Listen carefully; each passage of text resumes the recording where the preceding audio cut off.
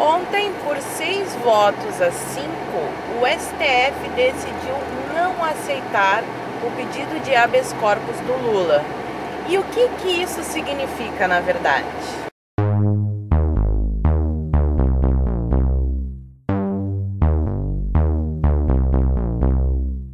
Ontem, no dia 4 de abril, eu estava em Brasília, mas eu fui para participar de uma audiência do Escola Sem Partido e eu não consegui ir até os protestos que estavam acontecendo no STF. O que eu vi pelas ruas foi uma grande movimentação de pessoas com camisetas verde e amarela, cartazes, e era assim, pessoas de todas as idades. Até teve um casal de senhores bem velhinhos já, cabelinho branco, que chamou a nossa atenção quando a gente estava indo para o Congresso.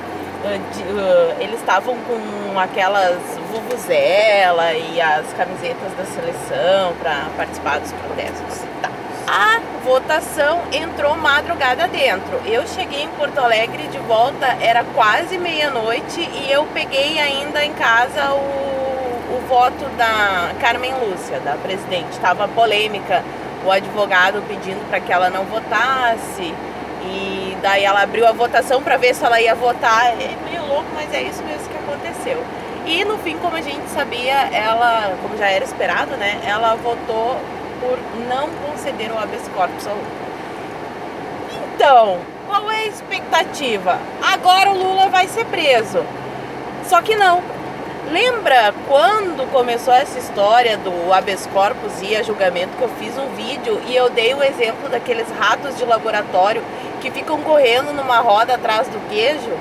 Pois então, meus amigos, o juiz Sérgio Moro condenou o Lula. O Lula vai pra cadeia. Mas tem que ir pra segunda instância. Aí depois da segunda instância, sim, ele seria preso. A segunda instância condenou, agora ele vai ser preso. Só que não, ele pediu o habeas corpus pro STF.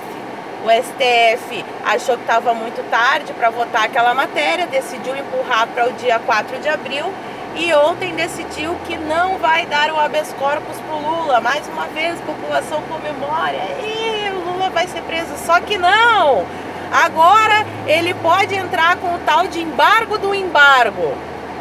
É aqui no TRF4, se eu não me engano, esse recurso essa é uma palhaçada, mas enfim, pode entrar com o embargo do embargo, que pelo que eu entendi não vai mudar nada, só vai dar mais prazo para ele ficar solto por aí. E aí então, finalmente, depois desse embargo do embargo, ele pode ser preso. Aí volta pro Sérgio Moro vai expedir o mandado de prisão. Mas tem um detalhe bem interessante que eu gostaria de observar aqui nesse momento.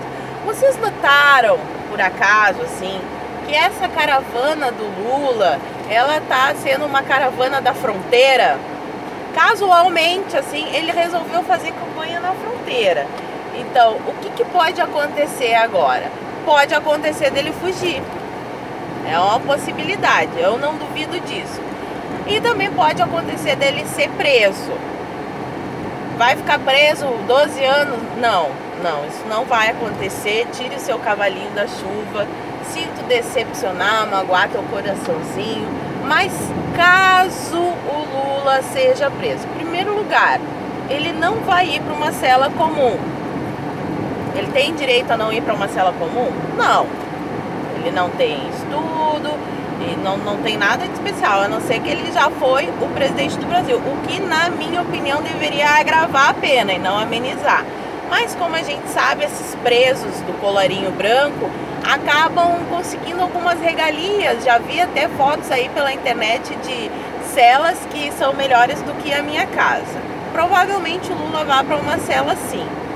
E ele não, se ele for, porque ainda pode ser que daqui a pouco, no estilo House of Cards, apareça aí uma outra artimanha e ele ganhe prisão domiciliar. Daí ele vai ficar preso na mansão dele. Olha que difícil, ficar preso numa mansão, é realmente algo muito doloroso.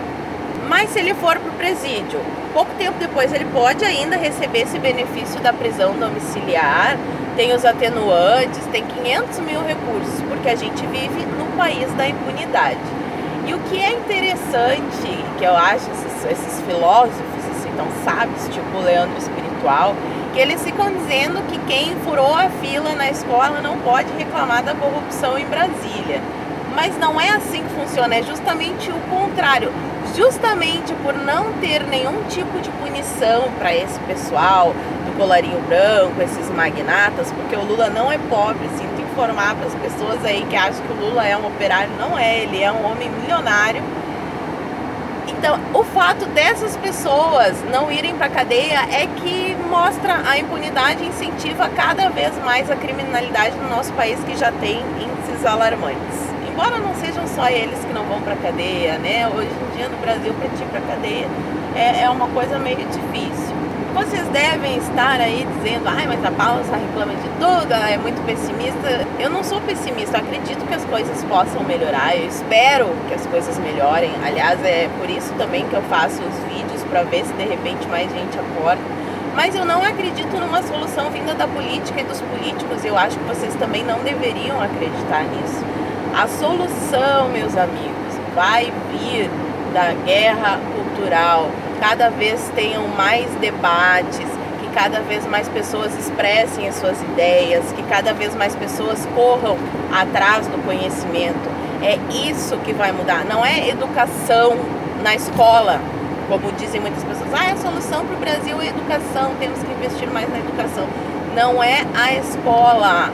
O que vai mesmo mudar os rumos do nosso país é a mudança de postura mental das pessoas, de ir atrás da verdade, de estudar, de buscar conhecimento, de se esforçar para isso, porque ninguém se torna um sábio sem esforço, ninguém se torna uma pessoa que consegue ler a realidade sem nenhum esforço. Então, corram atrás do conhecimento, provoquem debates, eventos. Tem muita gente que tem talento. Eu não tenho talento nenhum para organizar eventos. Tem muita gente que tem talento para isso, cada um jogando numa frente, outras pessoas produzindo vídeos, outras organizando eventos sociais, outras organizando debates públicos, entrando com ações na justiça. É isso que de fato vai mudar o quadro desastroso do nosso país. Essa é a reflexão de hoje, meus amigos. Não depositem a esperança na política, porque vocês vão se frustrar. Trabalhem vocês no dia a dia de vocês, que aos poucos, de grão em grão, a galinha enche o papo e nós, se Deus quiser, vamos conseguir reverter esse caos. Beijinho, beijinho. Tchau, tchau.